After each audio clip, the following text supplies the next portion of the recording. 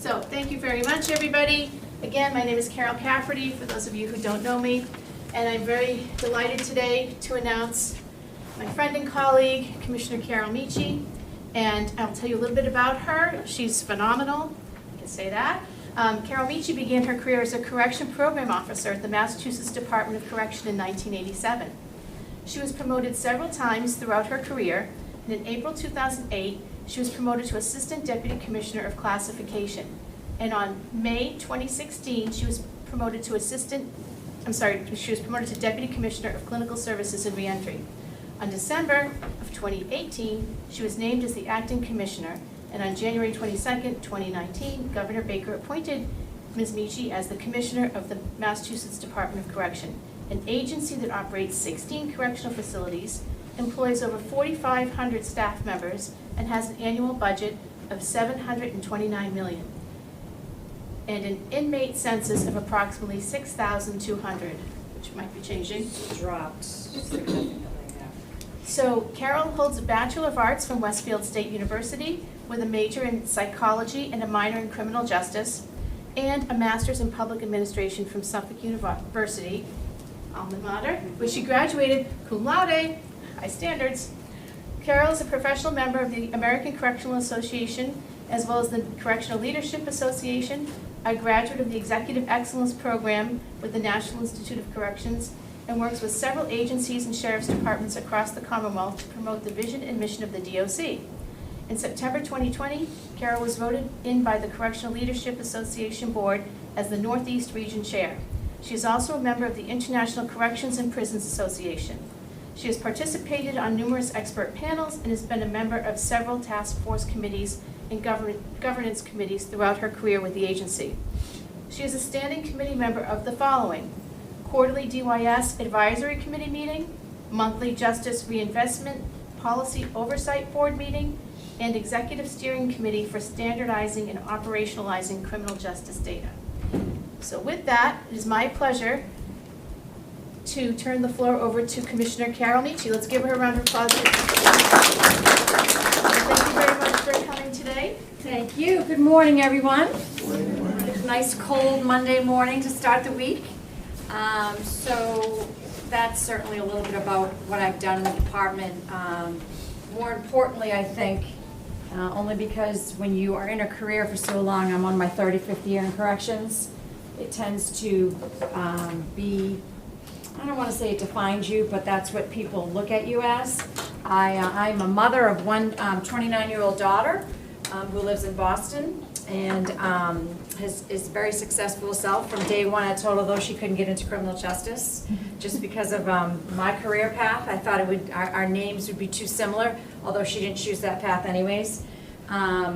I started my master's program right out of college because, you know, a lot of people tell you get right into it. It's hard when you get into the working world to go backwards. So I got right into it. My whole life kind of turned upside down. My life changed, and I needed to be home in the evenings, and because I was going part-time. So I was committed to get my master's, and I say that because I think education is extremely important. When I finished raising her, when she went off to college, my goal was to get into college, back into a master's program, and I was actually picked as a fellowship for Suffolk, so I didn't have to pay a dime for my education, and ended up doing it in a semester and a half, working full-time and going to school full-time. So not easy, but very, very, very well worth it. I chose the public administration route because I had already, not that I know everything about criminal justice, but I have been working in the criminal justice field for so long, I thought public administration was a nice balance. So it really helped me in the classroom, and it's helped me since I've come out of the classroom in my job. So, so that's a little bit about just my path for corrections. What I can tell you is when I started back in '83, I graduated from high school in '83. So when I went off to college, I wanted to do psychology. I didn't really think about criminal justice. My father was pushing me, you're never going to make any money. You're never going to make any money. Take computers. Computers are really starting to pick up then. So I said, all right, I'll make a deal. I'll take a computer class. I got a D. That was the last computer class I took. Stayed in psychology, picked up criminal justice. It was more than a minor because I took so many classes, but it wasn't enough to call it a double major. Loved the field and I never looked back. So started as the professor said, as a caseworker, entry-level job right out of college. Had no idea it was even the Department of Correction or it was a prison. It was a men's pre-release that I just thought I was going to be a caseworker. I didn't really do a lot of research on it. Thought it was just going to be a job, and it's turned into a career, and I've loved every single day of it. And I've probably done every job from caseworker, well, to commissioner. There's nothing else above that. On the program and reentry and classification side of the house. I was never a correction officer, so I started as the caseworker and just kept getting promoted. Very interesting business. Every single day is different. You're working with human beings, whether they're incarcerated or the staff you work with. Very, very interesting, and that's what intrigues me, which is why I went into psychology and tied it in with criminal justice. How the mind works, why people do what they do, and what can I do to make them better. They're all coming back to the community except for about 10% of them, which is our life first population. So what can I do to make them better people? And that's what I've wanted to do since day one. I always wanted to help people. I picked a really tough group to help, but there's been a lot of success over the years with many people. We're measured, unfortunately, by our failures, which I disagree with, but no one else does. So we always have to tout what our recidivism rate is. I think we should tout what our success rate is. So recidivism, as you know, is returning to prison. So it's at 32%. Not bad, should be better, but I guess I look at it as we have a 68% success rate, and that's a much better number.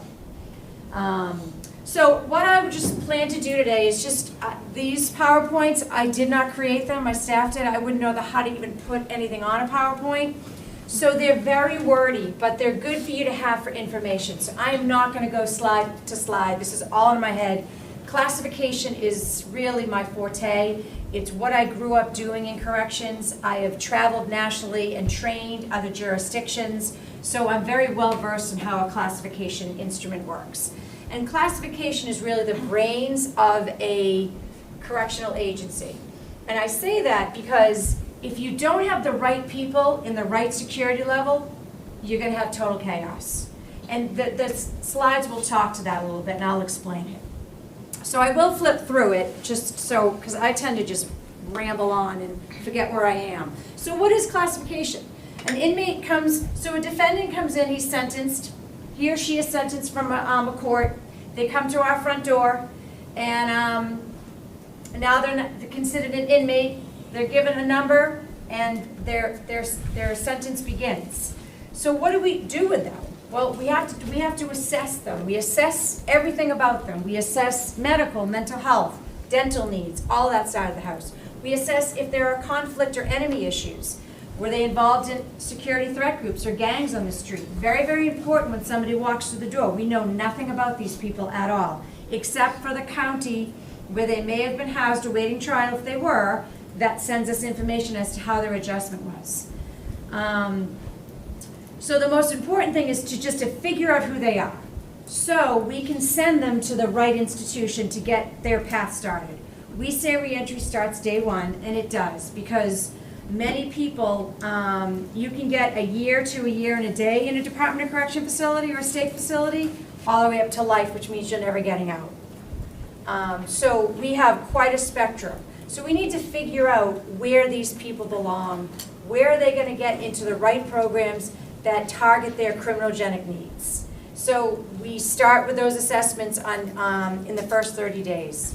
What kind of a risk do they pose to prison? And that's what classification is, and external classification is. You pose some type of a risk while you're incarcerated because of your profile.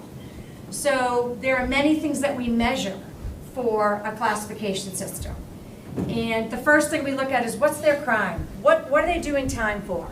And we put a weight, we associate a weight with that, a number. So if you're doing time for murder, you're going to get 7 points right off the bat, because it's the highest, most dangerous crime you can commit in Massachusetts. If you came in for fraud, You're gonna get low, which I think is around 3 points. I don't remember, all that stuff's in the PowerPoint. So we're always measuring who these people are so we can make sure we put them in the right place. Other things we look at in classification is the criminal history. Do they have a violent criminal history?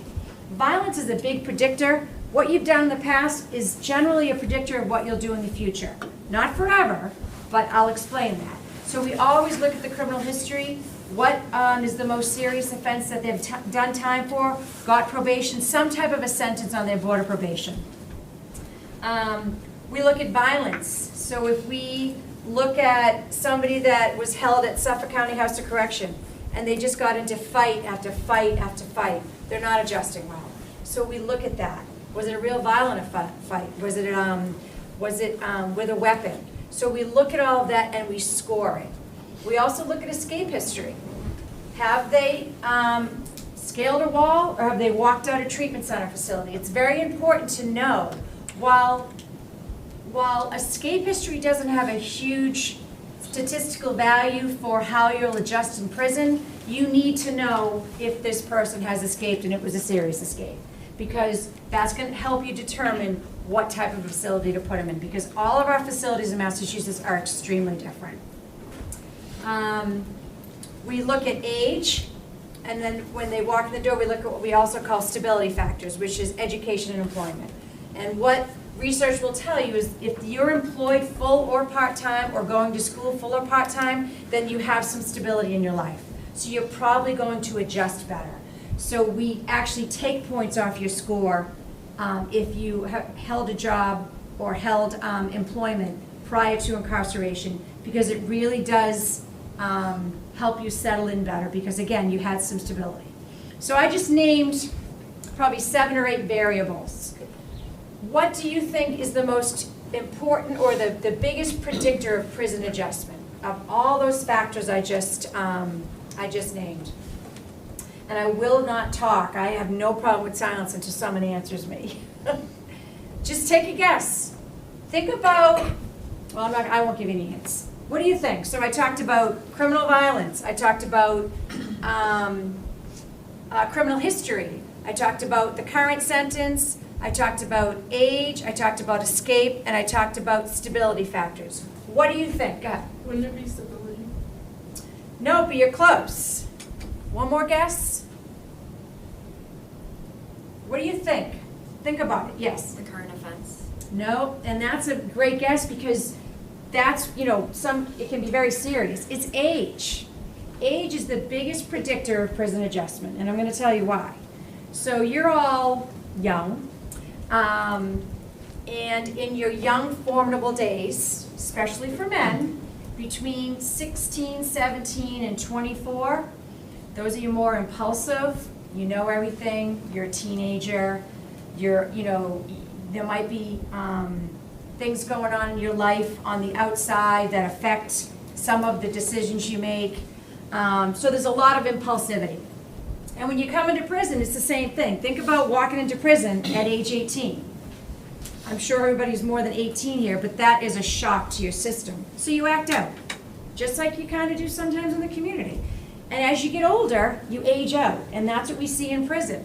So someone who comes, so an 18-year-old who committed murder, who got into fights several times during his county awaiting trial time, is clearly going to score maximum right off the bat. He's going to go right to maximum security.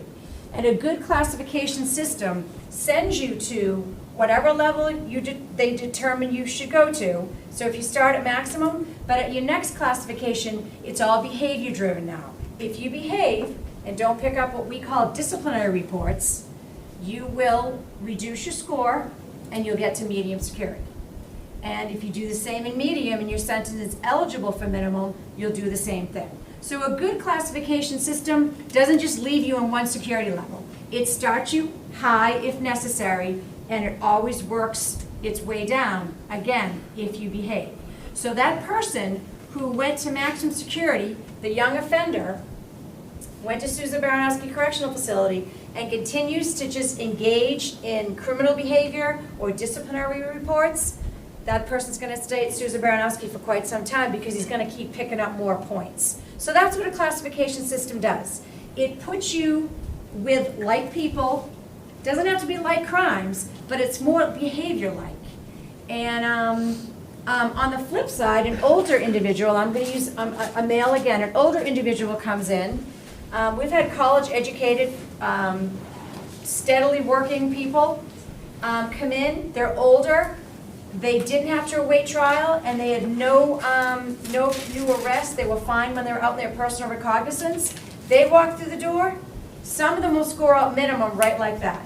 So they'll start at Cedar Junction, which is maximum security. That's the male reception center. And they'll go right to minimum security. And that's what classification does. So about 15% of our offenders go to maximum right off the bat. The bulk go to medium, about 60, and the rest go to minimum. And then pre-release in Massachusetts, you have to be statutorily eligible. You have to be within 18 months of your parole eligibility or earliest release date. So we only do classification point-based scoring for max, medium, and minimum. And then if you can get to pre-release, it's because it's statutory and you're classified to pre-release, which we can go out into the community and work. So really, that's kind of the nuts and bolts of classification. So why is it so important? It's important because if you have people who are predatory, engaged, there's a lot of gang activity, they engage in disciplinary reports with that older gentleman who I just described who adjusted so well because they were doing so well in the community and whatever their crime might have been. Maybe they were passing bad checks and finally got caught. So those, what we call those white collar crimes, you can't put those two together. They don't, it just doesn't match, especially in the beginning, because the older individual will get taken advantage of. So we have to be very careful about predatory behavior, who you put in the same cell, which, my next point, I just described an external classification system. That's how you're classified in any jurisdiction across the country. Most have adopted very similar to Massachusetts, but they just use their own variables. Very similar variables, but they're all research-based. It's a validated instrument on Massachusetts inmates. We validate it every 3 to 5 years to make sure the tool still works. And I'll get back to internal classification. The other thing you have to keep in mind is that, so you're dealing with human behavior and human beings. You can't just put a nice little 10, 11, 12 to a number on every person. It's just not possible. There's always someone who's going to be that outlier. So we have what we call an override system, which every classification system does. And you should never ever exceed 15% of overrides in your agency. And if you do, throw the classification system out, start over, revalidate it, because it's not working. The purpose of a classification system is objectivity. When I first started in the department in the late 80s, we used to send inmates to pre-release status because I started in a minimum pre-release because they were good guys. Oh, he's a great runner. A runner is a job in a prison. I'm going to try to not do the lingo from the prisons. It's hard not to, though. They worked as a janitor. It's another word for a runner. Kept my office clean. Oh yeah, let's send him to pre-release. It was an art back then. It was very, very, very different. It wasn't until the later 90s, early 2000s, where the Massachusetts said, okay, we're one of the last states across the country to not have a research-validated instrument for classifying inmates, and the other one was Louisiana. And nothing against Louisiana, but Massachusetts and Louisiana are very different, especially in the prison system, because I know all the commissioners across the country. Very different. It's not a like state to Massachusetts. So we were really, really down on classification. We were just kind of figuring it out on our own. So what we did was we put objectivity into that process. It's not about who you are and who you know as an inmate. It's about earning your right to get to either max because you're not doing the right thing, medium, or minimum. So it's very important that objectivity is part of it, which is why every inmate is scored exactly the same based on their variables. But if the person's been incarcerated several times, you know them, they score low, but they score low because they're kind of the people that make the snowballs but don't throw them. They're behind the scenes people, and you have valid information on that, you can actually override them to higher security. And there's a process for that. There's a lot of checks and balances. So you're instituting subjectivity at this point, which is why a classification system, it should be between 5 and 15% of overrides. Again, you go over that, you need a new tool. And 5% is probably about the lowest because, again, like I said, you can't put a number on everybody. It's human behavior, and it doesn't work that way. So that is the nuts and bolts of a classification system. The other part of classification is internal. So that classification, say you're at Cedar Junction as a male, and you were sent to Susan Baranowski because you scored, I think it's like 13 or higher, whatever it is for points. Now you get there, how do we figure out where to put you inside? Again, very different. Has anyone been to any prisons in Massachusetts? Which one? The old Chicopee one. I don't know what it's called. But... Okay, so that's House of Correction. That's under the sheriff out in Hampton. So no one's been to a state prison? That's a good thing. So they're all very, very different. And some are cells, some are dorms, some are 4-man rooms, some are 8-man rooms, some are single cells, so it's very different. So we have to figure out internally what's the best place to put this person. Where's the best place to put this person? So we use another assessment. We're assessing constantly. We use another instrument to assess some internal values because you always want to like similar inmates together. Doesn't mean that they have to look the same, but their profile needs to be similar. And we look at things like size, age. I'm not going to put a 6'5", 25-year-old with a 75-year-old elderly man. I mean, have you seen the cells? They're not big. It just doesn't work that way. You want 2 younger people in a cell, or maybe the same stature. You don't have to match crimes, but again, there's another whole assessment that talks about internal classification. So when the person gets to their parent facility, that internal classification is done by the actual team that works at the facility, whereas external is done by Cedar Junction starts it for men and Framingham for women, but it goes to a commissioner's designee. So one person is making those decisions very consistently the same. And then we give it to the institution to handle for internal. Some people do well in dorm type settings, some do not. They just don't handle stressors well, being around people. So there has to be validated reasons. Some people need single cells. Some people do fine in double cells. So there is a variety, and we just are very careful about putting like inmates together. And that's been around forever, like inmates living together. But we just validated it with an actual tool where, like I said, we look at size and stature. We do look at the crime. We look at predatory behavior. So we're just careful because you're in close quarters in the prison system. Unfortunately it's not the Taj Mahal. It's not even close, and it's not designed to be. But where I have been working since I've been the commissioner for the last 3+ years on making those conditions better. There's a lot of history in other countries about how prisons run, and their recidivism rate or the success rate is much better. So we've been looking at different ways, but when you have the infrastructure of a building, you really can't do much to change the cell size. So it's trying to get them out of their cells more and more meaningful activities. And we'll get into, we do a lot of programs in education, but I would always say that we can always do more. Does that make sense how the classification system works? Because I have no idea if I touched everything I was supposed to.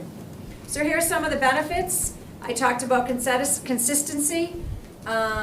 It reduces inmate litigation, and I say that because you are using the same instrument consistently for every single inmate. So it's not that when I first started, you're picking and choosing, Joe's a good guy, so I'm going to send him to pre-release, or I don't like him, I'm going to return him to higher custody, to a higher level facility. So that is true. It definitely did reduce litigation, because we have a lot of litigious inmates in the prison system.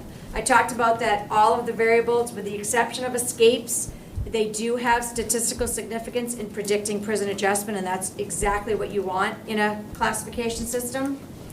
And I talked about overclassification and underclassification, meaning if you overclassify people, so those people who have committed fraud and were doing very well on the outside with the exception of passing bad checks, you don't want them at maximum security. They're not going to adjust well.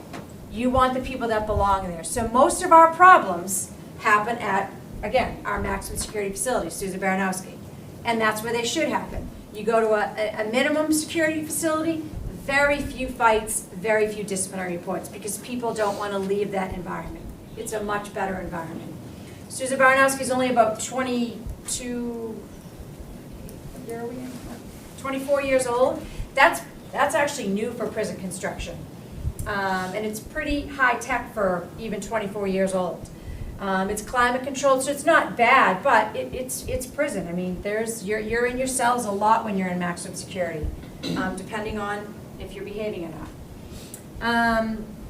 And then under classification, you don't want those people who have an escape on record, who have committed murder, who are brand new to the department. You don't want to send them to minimum security. There has to be a time of adjustment. Lifers in Massachusetts cannot go below medium security. That's just a rule that we have. When I first started, there was lifers all over minimum and pre-release. They had their own cars. They used to drive to work. It's very, very different in the 80s. And what you find in corrections is the pendulum swings. It goes from breaking rocks to lock them up in the cell, don't do anything with them, to that doesn't work, program. Then we get budget cuts, take the whole education department out, so then the inmates lose the education. We lost Pell Grants over the years. That's coming back. So, and it's political. I serve at the will of the governor. He appointed me. His mission is my mission. So he is a very program. He wants people to be better citizens when they return, which is exactly what my goal is. So anything that I've wanted to do, I've definitely gotten the governor's approval and his support, which is great. Of course, if you read the newspapers, don't ever Google my name, because you'd think I was a monster. Like, they're all lies. But they print it, people believe it. I mean, no one wants to read about the good stories. We do so many amazing things. The inmates do unbelievable work behind the walls to work on themselves, and just projects and furniture for, where are we? So, Ashburn is this way? Yep. So Ashburn Place is where our state offices are. They make all the furniture in the furniture in the registries, all those park benches you see. They do all of that inside the prisons. We do all the license plates, the validation stickers. We have welding shops, we have auto repair shops. We're teaching inmates how to work on green vehicles, electric vehicles. That's just to name a few, and I have a PowerPoint that talks about it. But back to, no one ever wants to print that stuff, unfortunately, so all the bad stuff gets printed, and bad things do happen in prison. There's bad people, and there's some bad staff. It's not just the inmates. There are days I'll say, okay, I'd like an inmate problem today, because it's all staff. I'm just signing discipline. You know, suspending this one didn't come to work. It's crazy.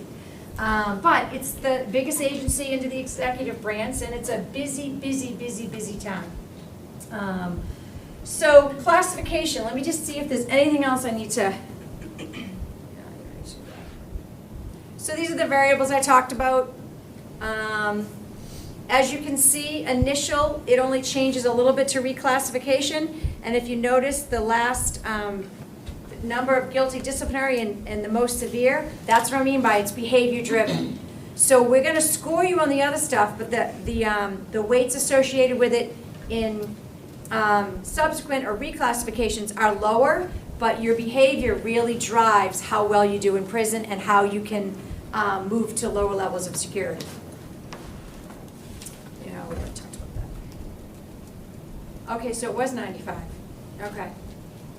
Well, we started it back then, and it just didn't work. We had too many rules. There's just so many rules in Massachusetts that we couldn't put anybody in lower security, and our override rate was crazy. So we alleviated a lot of that by just making policy decision changes, and we were able to finally come forward with it. So it was in the mid-2000s at the time. when we started this, and we revalidated it several times. And I was very involved in this process. Oh, I have a wordy person who made this one. Hold on, let's just keep going. Yep, okay, questions. So again, it's really about putting the right person in the right place. That's really, in a nutshell, what classification is. And getting him to, it tells you the security level, but then getting him or her to the facility where they can, as I talked earlier, we'll get into that, meet their goals so they can become better. They come in with a lot of deficits. Some of them are uneducated. So we try to get everybody into, to get their high set while they're behind the walls. So whatever your pathway is, we try to make that your pathway throughout corrections and then your pathway out to the community. So it all jives. It doesn't work for everybody, but it certainly, everybody is assessed and knows exactly what their program plan is before they leave the reception site. So just to go over a little bit, I've talked about reception. There's 2 reception sites, Cedar Junction for males, Framingham for women. We used to have a minimum pre-release right across the street from MCI Framingham for women. I closed that during COVID because our numbers, actually since Governor Baker has been in, he started in 2015, this is his last year, the department has dropped in inmate census by 43%. So I'd love to say that's my great reentry efforts. They're not coming back, and some of it is. A lot of it was COVID though. A lot of COVID. We lost a lot of inmates during COVID. Plus think about it, the courts weren't open, so nobody was being sentenced. So it's been, we are below 6,000. I don't think we've been below 6,000 in 35 years. It was, I mean, when I first started, the count was low, it was starting to creep up, but it's never been this low. So back to, there's only one facility now in Massachusetts for females, because the other one, we've just mothballed it in case we need to open it up again. So if a female needs to go, is classified to minimum security, we have memorandums of understanding with local sheriffs, and we use, wherever the woman is from, we send them to that county so they can do the rest of their time in the county facility and then hopefully get pre-release status. If a woman needs maximum security in Massachusetts, we do not have maximum security at Framingham. It's a medium security facility. We have to send them out of state. Very rarely do you have to send a woman out of state to a maximum security, but we've had a couple that just really, really problematic and have had, and Framingham, there's only 160 women there. So if you can't get along with 100, just that small group, then you just have to go elsewhere. So we have interstate compacts that we can classify inmates in. There's a New England interstate compact, and then there's one around the country. So we have probably about 75 inmates that are not in, they're my inmates as far as Massachusetts own, but they're in a different jurisdiction because of problematic behavior. A lot of it's gang behavior. And they just settle into another facility until they're ready to come back and the problem has been alleviated in Mass, or they're wrapping up their sentence. And generally, we have about 75 inmates from other states in ours as well. So again, classification extends across the country. We try to help other people out when we can, especially the real small jurisdictions. Massachusetts being one of those, but we also have the lowest incarceration rate, I believe, except for Maine, in the country. So it's hard to get state prison sentences in Massachusetts. You get a lot of chances, whether it's probation, administrative probation, guilty file, they'll try anything, and then maybe it's house of correction time, and you get a couple of them, and then the judges just get sick of it, and they, or if your behavior escalates out there, your criminal behavior, then you get state prison. With the exception of murder, we obviously have to take all the murders. There's no murderers in manslaughter can go to a house of correction, but a murder, actual charge, has to come to a state prison. So, so that's how classification works. Does anybody have any questions? Make sense? Yes? Like, you touched upon like programs and stuff, like how do prisoners respond to the programs? Like, are they stubborn and deny them, or do they like follow through and take them seriously?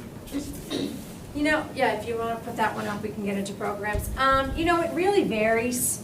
I sent all the what I started as a caseworker, we call them correction program officers, into motivational interviewing to try to really work on inmates. Because it used to be, he doesn't want to do it, she doesn't want to do it, all right.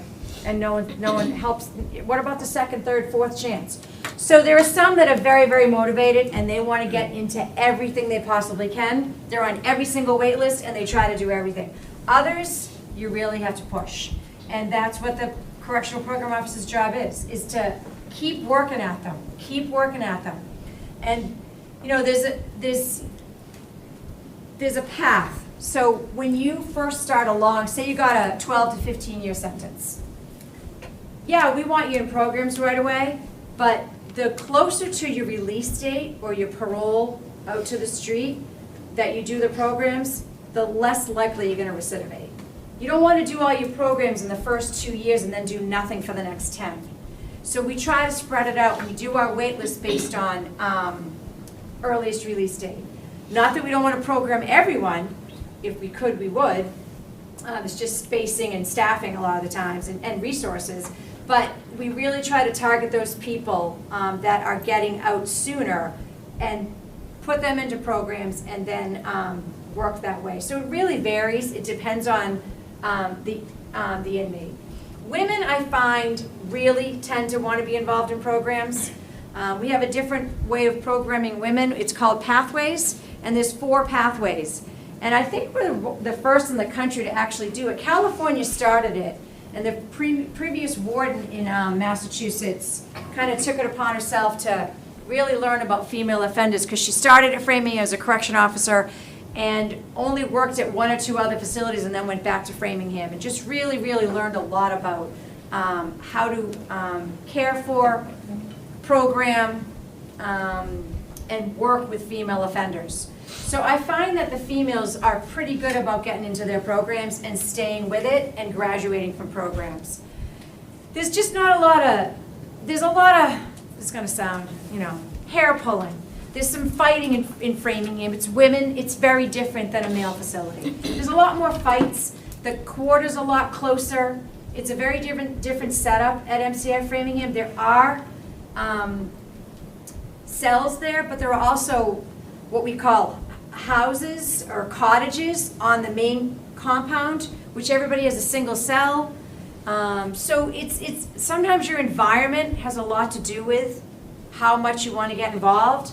People in maximum security, if they really want to get out of there, they get involved in programs. Otherwise, it's just their raising hell time, it seems. They want to get it out of their system. They kind of age out a little bit. They get sick of being at Susan Baranowski, maximum security. They work their way down. We offer earned good time for programs, so while it might be a form of coercion to get that person in the seat at the table, research will tell you it doesn't matter how you get the person there, just get them in the seat. They're gonna learn something. So we do whatever we can to get people into programming and education. Any other questions on, like, because I have another PowerPoint, which is all about programs and classification. Okay. Same thing, Carol? Yeah. Yeah, this person really likes pictures that did this one. All right, so we have a program division, services division, and we have a division of inmate training and education. There's a director for both, and they work in central office. So each facility has their own program component, but it's overseen at a central office level. So again, it's a greater benefit for us because there's a lot more consistency. We can control it. So if you're doing a program at this facility, you get this amount of good time.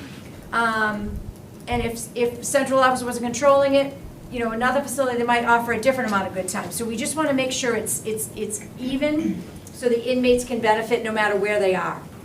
This talks about what our missions are. Certainly we're looking to reduce the risk of every inmate before they walk out the door. We have a continuum. Again, I told you, as soon as you walk in the door, re-entry starts. So this just talks about the different ways that you work yourself through the system.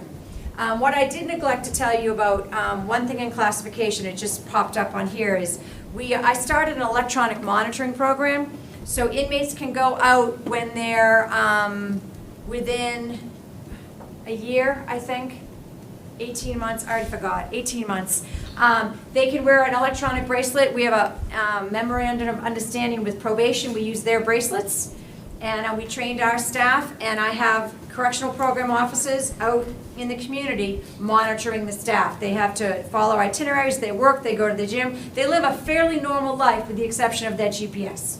And we have been doing that for about 2 years now. So that's another way to go from, max, medium, minimum, pre-release, and then electronic monitoring or GPS. So that's another classification as well. But this just talks about all the different the personal program plans, what we do for individual reentry planning for when somebody's getting closer to release, all the way down to the community reintegration. So it's just a nice chart of how we work the inmates through the system. So Spectrum Health Systems, that is our program vendor that we've used for almost 30 years now. They have been a great partner. They have adapted to any new research and new programming that's going on around the country to the Massachusetts system. They have expanded their programs, they've reduced their programs, they've done basically whatever that we've asked them to do. They've really been a great partner, so they've been, it's been a fabulous relationship. They do all of our cognitive thinking, violence reduction, substance use, all of that programming falls under Spectrum Health Systems. And they are a vendor that works for the department, and they come into each of our facilities and teach classes, work with inmates, do planning, whatever it might be. So that's part of the programming piece for Spectrum. Correctional Recovery Academies. We have a couple of those throughout the department. Basically, it's a therapeutic living environment. So all of the inmates that are living in this one pod or housing unit or block, whatever whatever the terminology, they are all in different phases of the program, but they all live together. They all have community meetings together. They all share jobs in the unit. We have great graduations for them, and this is all, again, done by Spectrum. And they target all of those things I talked about. Cognitive thinking, pro-social behavior, they practice pro-social skills. So that's been really good. I have heard, so I work with a lot of ex-offenders because who better to give the message than somebody who released, did really well, and I think the department should give them the opportunity to help other people because they've walked that walk. I have never been incarcerated, so I don't know how it feels. And the two people that I've worked with were tough inmates. One's a male, one's a female. And they're both doing fabulous. One started his own program. He's now giving that program to inmates at Cedar Junction. Another woman bought a house in Boston, so releasing women can go there. I met with her on Friday, and they were tough inmates. But we use them to come back and help us with programming, and it's really, really proven to be beneficial. Because a lot of the guys and the gals still know these people because they made such a name for themselves, not in a positive way while they were incarcerated. So try to just, work with people who have been there. Another new initiative is we have a Credible Messenger program. And the Credible Messengers, I believe we have 5 of them. They actually work for the state, so they're paid employees, but they're all ex-felons. Some very serious histories. Serious crimes, and just enough was enough, and they are very successful out there. I sat in the interview panels. It was really remarkable to listen to these young men and women's stories and what they surpassed and accomplished in their lives based on even just the trauma they went through. So, I really try to use that for success cases because I think it really helps the inmates understand that, you know what, I can do the right thing. I can get out of prison and I can be successful. And I think those are the type of people who can really demonstrate that. What else do we have? That's more about the correctional recovery. So we have a high-risk offender. These are people who are in our department disciplinary unit. So in Massachusetts, I'm embarrassed to say that we still have a department disciplinary unit, which was built in the 90s when the philosophy in prison was much different, that just lock them up, don't really do much with them. So I have committed to dissolving the department disciplinary unit over the next couple of years to put them into program tracks, and that you don't get sentenced. So this is a unit within Cedar Junction that's, it's a prison within a prison basically, and you can be sentenced there for up to 10 years. So maybe you're serving life and you're in general population with regular privileges, you do something so egregious, you go through a whole disciplinary hearing process, you get your due process, you can be sentenced there for up to 10 years. And we've had people there for 20 years because they kept picking up new charges. Not anymore, we've reduced those sentences greatly, and we've reduced the population greatly, and we're programming much more, and we're classifying. It was, for a while there, it was like they went into the department disciplinary unit and we didn't really do anything else with them. You know, it was just a unit where you work yourself out of there. So you learn that that's just not the way it works. You have to help these people. So we do a lot more in the department disciplinary unit, and I'll be happy to say that will be gone in the next year or two. From the whole department, we will not have one anymore. I think we're almost one of the last in the country to still have one. Assessments. I talked about assessments. When you walk in the door, we're constantly assessing. We use compass assessment. Probation uses ORIS. Parole uses LSMI, I believe. So we all use, unfortunately, we all use something different, and they don't read the same, and a lot of them don't all score the same, and we're all working with the same offender population. But it's worked so far, and we have a good relationship with parole and probation. I'm sure you know this, parole is separate from, they fall under the executive branch, under the governor, but they don't fall under my purview. That's very common across the country, that the Corrections Commissioner oversees probation and parole, not in Massachusetts, and then probation's obviously judiciary, so. But we do share a really good relationship with them. So our tool is Compass, and it just looks at your criminality, your age. It sets your pathway. It tells you what your risk is. So if you're high risk in violence, then you need to go to violence reduction groups. If you're high risk in substance use, then you need to be referred to that. So it's your map. It's the inmate's map, and they have it, and it's updated as necessary, and that's what they use to get into programs throughout the incarceration. It's one of their need areas. We also started something, so what we found was, it's funny, if inmates are not engaging with you and they're sitting in their room and they're watching Jerry Springer all day, we used to say that was okay. You know what, they're not getting into trouble, they're watching TV. Absolutely not. We have to get them involved in programs and education. You can't just sit and watch TV in your room while you're incarcerated. That's not what got you there. Something else got you there, something pretty serious. So we decided that, so our refusal rate was just through the roof. Because I can't mandate educational programs in Massachusetts, we can't do that. So we do every incentive possible, which, as I talked about, earn good time. This is another incentive. So we can't take things away from someone who doesn't want to go to programs, but we can put you at the bottom of the waiting list for that good job. Or you might go on the bottom of the waiting list for that single cell. Those are big perks to an inmate. You want a good job, you want to make some money, you want to have your own canteen fund. And I mean, who wouldn't want to be in a single cell? Maybe not everybody, but most do. So we learned that you could engage them in a way that wasn't retribution or disciplinary. And that's what our program engagement strategy is. So I'll use Concord. I think Concord was our first facility that we rolled it out in. And we just had the right people in that unit to make it for staff. And the refusal rate went from, I think it was in the 60% down to, there was like 10 refusals in the whole facility. And there was pretty good reasoning behind that. So it really does work, that maybe it's pushing them down that road, but you just got to get them in the seat. They're going to learn something. Even if you just half-assed listening to even me today, you're going to remember something. You always do. So it's the same.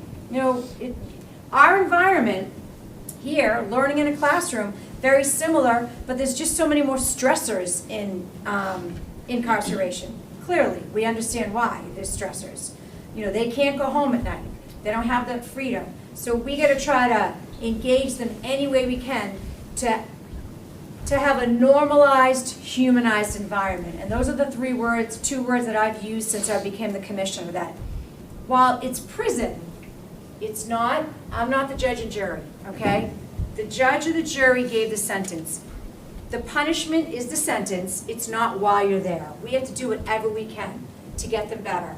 And so we'll do whatever we can to get them into programs, and this is one of those ways. Okay, so medicated assisted treatment, we started this back in 2014 when offenders were leaving custody. We started with the drug Vivitrol, which is the injectable. It lasts for 30 days, and it basically blocks your senses up there that say you want to get high. So we started that when Matt was starting to come around a little bit, medicated assisted treatment, had a lot of opioid deaths across the country to include Massachusetts, so we applied for some grant. We started doing that. Now we have medicated assisted treatment, all three medications in almost all the facilities. We're still rolling that out, but so there are inmates in custody that take methadone, Suboxone, or a Vivitrol, either daily or monthly if necessary. And it's all based on a qualified addictionologist that works for our vendor, not Spectrum, but WellPath, which is our medical, mental health, sex offender, and dental vendor. If they determine, based on the interview with the inmate and the assessments that they do, that they need it while they're incarcerated, or they need it before they go out, we give them a script, or they take it while they're in custody. I never thought we'd do that before now, but it actually, you know, it's quite a process, because you got to be careful of diversion, because this stuff is worth a lot of money. But it has worked, and some people really just need that to get through. I'd love to say there's no drugs in prison, but there are a lot of drugs in prison. So if they're getting high in prison, I'd rather have them on a medicated assisted treatment being monitored than smoking K2, which they smuggle in through the mail all the time. They soak in wet a piece of paper, and then they melt it and they smoke it. And we've seen some really bad things. Like it's I don't know if people know what K2 is, but it's laced with some crazy stuff, and they're always changing the makeup of it, so we can't keep up on the testing because they keep changing the ingredients. But there's I mean things that I would never even put near my body, never mind in my body. And we've seen deaths. We've seen people like really do bizarre, violent behavior. So if we can mitigate that in any way, that's certainly what we try to do. I talked about the pathways model. That's with that's our female, and that you are assessed again, which pathway. Do you need more of the mental health route? Do you have a lot of trauma? Is it substance use? So there's many different I think there's 4 pathways, and that's how the women go through their program. With tablets. So if there was any silver lining in COVID days, I learned that we need better technology in the Department of Correction. While we had tablet use in some facilities at a limited amount, and then inmates have their own tablets so they could order canteen and listen to music, I was committed that I was getting everybody an educational tablet before I left. And I finally got the approval, so everyone is going to get a tablet. We're in the process of working that out right now. Not just a tablet to listen to music, a tablet with educational component. So that is being rolled out. But what we did start is what we found is in our restrictive housing units, which is basically another word for a segregation unit, you've committed some kind of a act out in general population that you need to be separated. We need to figure out what happened. Maybe it was a fight, maybe you got caught with a serious amount of drugs and you were trying to sell them. I mean, a strip of K2, that goes for 10 grand in the prison system. It's a lot of money. So we have to really look into things. So we separate you, and we do an investigation, and you might get a disciplinary report, you might go back to general pop, you might have to go to a different facility. So there's a lot of different paths there. But they just sit there and sit there and sit there. We had to do something. So we started a tablet program in our restrictive housing units. But it's funny, you do things because you're trying to help them. Well, then everybody wanted to go to restrictive housing and be out of general population because you got more benefits while you're in there. So you're getting rewarded for bad behavior. So come April 4th, we're changing that. There's no longer going to be restrictive housing in Massachusetts because inmates will be out of their cells more. But if we have to separate people, we're going to rename all the units, and it's just going to be a much different process. And everybody by then will have a tablet, so it doesn't matter what your status is. So, so again, back to the COVID silver lining days, because that was the longest 2 years of my life, I will. So managing a prison system during COVID, oh my God, I was ready to quit. I don't know how many times. I totally have more wrinkles on my face than I did 2 years ago. I know I did. Botox when I retire. So the tablet program was starting. We will continue it, but now everybody has access. I've been working with Carol on the outside, for prisons to do more education with Zoom. So we have a lot more Zoom capability. We have a couple new units that I've had Zoom with other correctional facilities because they were doing the same thing. They were mentors in certain units. So they got to Zoom with people in DC corrections. So we're just trying to normalize the environment.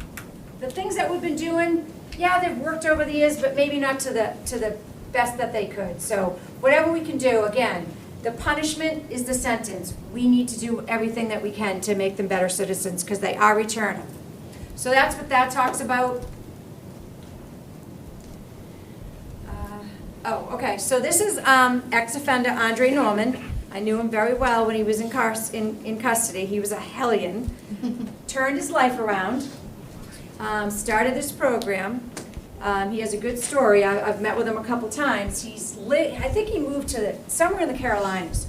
So the Carolinas, I think it was South Carolina, their maximum security prison had a real tough time, and there was several murders in the prison of inmates. Staff were getting assaulted. It was crazy. So the commissioner down there brought Andre in and kind of gave him a run of this block, and he brought some of his friends that were ex-offenders. For 2-3 years now, I think there's been one fight in that prison. I mean, because he knows how to talk the talk. So I watched him. I brought him to Susan Baranowski, and I just let him walk around the blocks. And at first, no one wanted to talk to him because, these are the tough guys at Susan Baranowski, or they want to act like the tough guys. And they're leaning over there, over the tier. He starts talking. Slowly, there's just droves of inmates around, just listening to what he had to say. So I said, all right, we got to hire you. So he's working with the people who walk in the door at reception and just say, hey, it took me 10 years to figure out my life in prison. And it wasn't until I took the Correctional Recovery Academy and I said, all right, I can't keep doing this. He's going to try to get those people to have the right mindset right off the get-go. So that's, I didn't know it was called PEP. So that's another new program. We also have the dogs. For a program. I don't know if that was on here or not. It could be. We have AMVETs and we have needs dogs, and those are the favorite blocks for me to go to because I get to see the puppies. But the inmates, it's the most rewarding experience they've ever had. I know inmates, a lot of them are lifers, and they've trained 6, 7, 8 dogs, and they train them in these rooms. The instructors come in. They can turn off and on light switches. They can retrieve things, and then there's a graduation at the end that unfortunately the inmates can't go to. But we now can probably Zoom them in because our capability is much better. And the dog gets given to somebody with some kind of a handicap. It's decided by the Needs Association. And we do the same with veterans. And that's a fantastic program. And we have that in every facility except the 2 maximum, Cedar Junction and Sousa. Yes? I was in Aruba, and coming back, people were bringing dogs back to go into prison systems. It wasn't in Massachusetts, okay, but they were sending them to different prisons across the country awesome. to do programs like this. Yeah, it's a great program. You're in a cell. The dog lives with the inmate in the cell, and it teaches them responsibility. I mean, does anyone have a puppy or a dog? I had a baby and I was alone. It's a lot of work. And it's a great way for them to be accountable, show responsibility, show care, and also teach them things. So, yeah, it's, I come home covered in hair a couple times a week. But it's just a great program. Again, I don't know if that was on there. So then we have education and training. Education, we have adult basic education, English as a second language. Well, we used to call it pre-GED and GED. I don't know what it's called now, if it's pre-high set and high set. But we have everything that we need to try to get you your high school diploma. I know our population has greatly dropped, but, oh, is it 12? Yeah. Oh, geez, I am Time just flies. whipping through this, huh? I didn't realize that, sorry. Well, what do I have till, 12:15? Okay, so I won't keep you late. So, what was I talking about? Hi, son. High set. So, we have everything you need to get your high set. With the population dropping, it's only about 11% of people coming in that don't have their high set, which is great. I remember back in the day it was 50%. So it was we had a lot more teachers. So that's a good thing. So everybody can enroll in education. It doesn't matter what your pathway says, if your needs are low, everybody gets education. Sex offenders get sex offender treatment. Again, we can't mandate it, but that's offered at a couple of the facilities. And then we have college programs. I believe we have 6, and they're in the PowerPoint, 6 colleges that we work with on varying degrees. We've worked with Boston University probably the longest. They've been in a couple of our facilities. They give free scholarships to several inmates each year. And I've been to several of those graduations. So you can get a college degree. I talked a little bit about Pell Grants earlier. When I first started, inmates could get Pell Grants to pay for college. It went away, and now we're piloting some. I don't know if it's fully back, but we definitely are piloting some of that with some of the local colleges.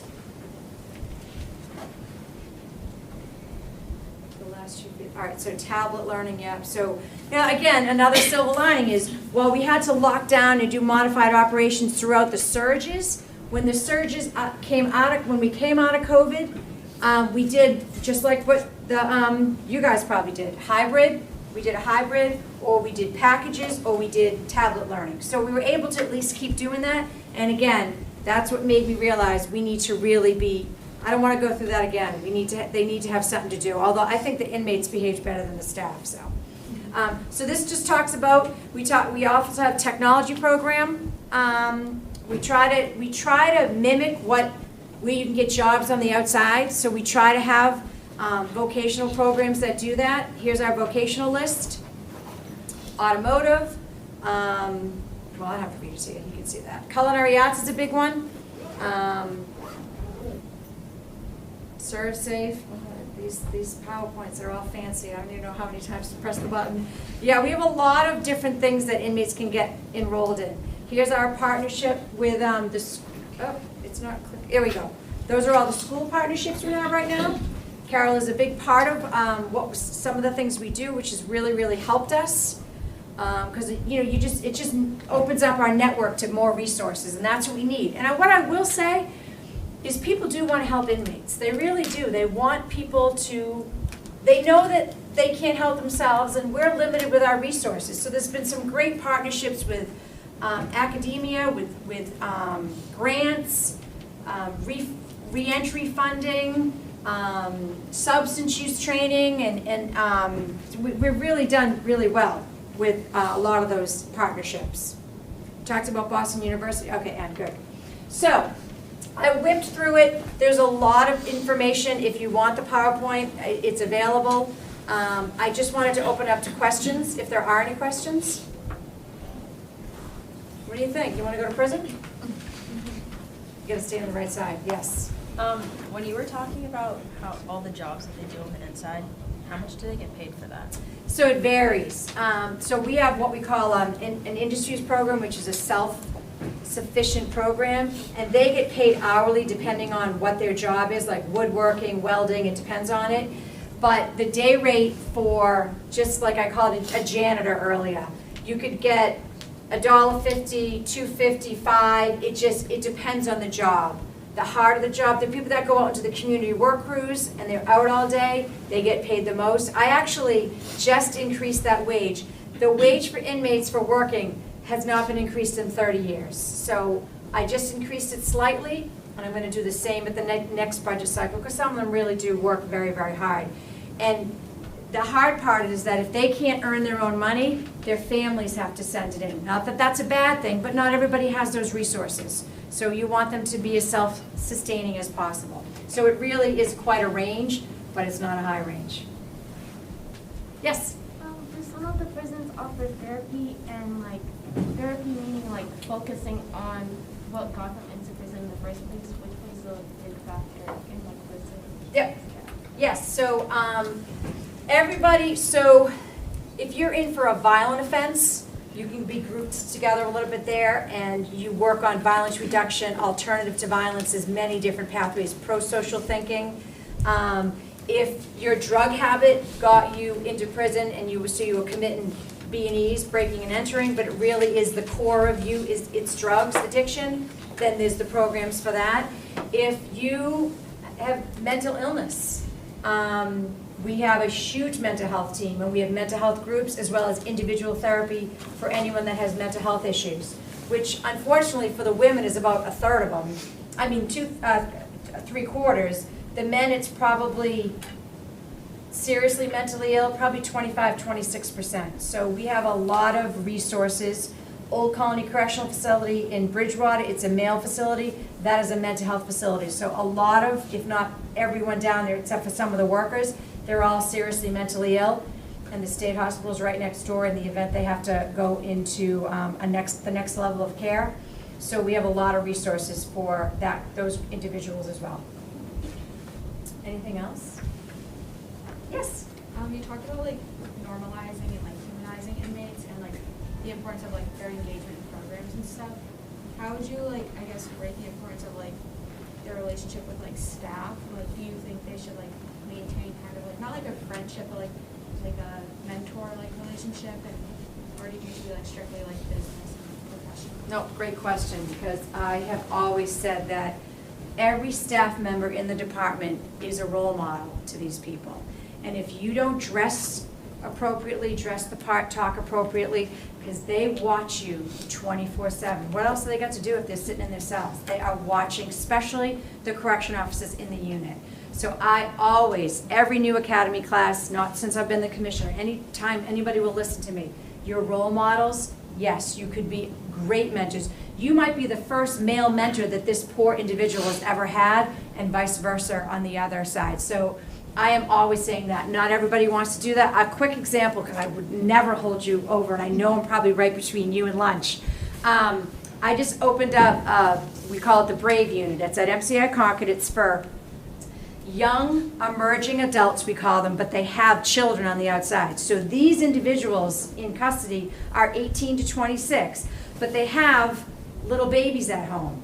And then we hired mentors, a lot of them are lifers, to work with this population. And then we trained the staff, and it was 3 full weeks of training. The first day I went, I talked about, listen, this is about building relationships. I am telling you, it is okay if you want to talk about where you're from to the inmates, because we're always told, don't let that out.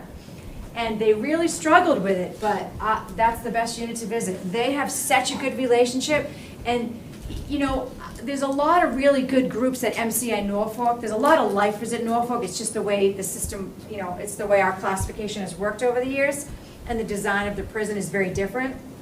And there's a lot of very educated, good groups. There's an inmate council by statute there. And I visit that facility a lot because they really kind of guide me about, hey, how can I build a relationship with staff better? You gotta get rid of this us and them. Stop calling us inmates. What about our first names? So there's a lot of things that we can do, but not everybody will take to that. I think as we get more and more people on and they see the pendulum swinging a little bit the other way, then I think we'll get there. But there are some great professional relationships between inmate and staff, and they go up and thank you. I get thank you letters, and it's a really good feeling. So great question. Anything else? Yes, it wasn't me.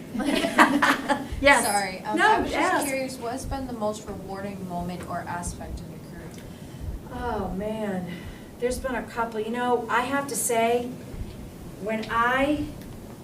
Friday was a really feel-good day because it was about a woman who was in and out of prison. She had a lot of trauma in her life, a lot of abuse, and just her story and how she turned her life around, got somebody to donate $750,000 to her, bought a house, so that women coming out of Framingham can live there for 18 months. I mean, it's just, her story, just, the hair in my arms just went up. So it's things like that, it's success cases, that's what's most rewarding. It's not about me being the commissioner. I've never forgot who I was from caseworker to commissioner. It's about the relationships I've built with staff and with inmates, and it's about, really, it's about them being successful. That's why I got into this job. So I have to say, my whole career has been extremely rewarding. Never thought I'd go down this path, but I talk to anyone who's personally interested. There's a lot of different tracks in the department that you can do. So thank you for asking that. All right, thank you very much for your attention. You guys are great. Thank you so much, Commissioner Mici. This has been fantastic. Thanks. So informative, right? So we'll have a lot to talk about in Wednesday's class. So thank you so much for Have coming, a good everybody. week. Stay warm.